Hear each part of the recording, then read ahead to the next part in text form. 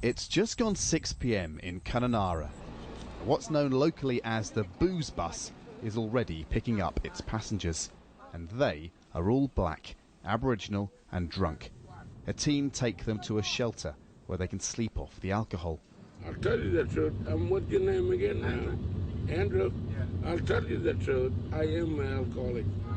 The majority of Aboriginal adults in Kununurra are. I'm just so used to it, I hate to say it, but I'm so used to it. Yeah, it doesn't bother me in the least. 2/3 of Aboriginal adults in Kununurra are dependent on alcohol or drugs. That often leads to domestic violence, child abuse and joblessness. More than 70% of Aboriginal men and women here are unemployed and, largely because of alcoholism, unemployable. Almost all are paid government welfare benefits of about $200 a week. Australian government leaders want to stop taxpayers' money being spent on alcohol or grog, as it's widely known. So the government is changing how benefits are paid with a trial of a cashless welfare card. The card ties 80% of each person's welfare money to a bank debit card that can be used anywhere other cards can be, except to buy alcohol or withdraw cash. The experimental scheme was launched by a government minister. I'm hoping this won't work, because that's what it's been designed to do, is to not work at the bottle shop. So let me just give this a go.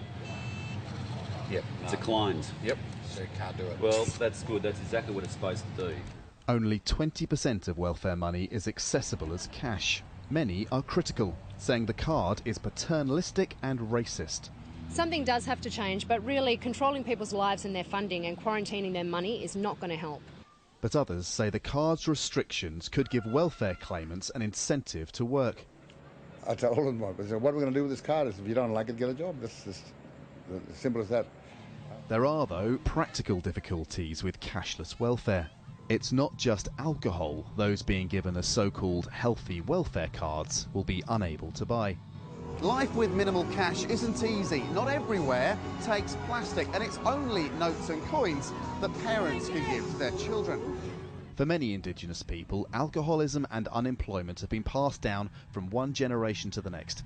The government says a circuit breaker is required, but many think its approach is heavy-handed, just the latest in a long history of racist policy towards them. Andrew Thomas, Al Jazeera, Kununurra, Western Australia.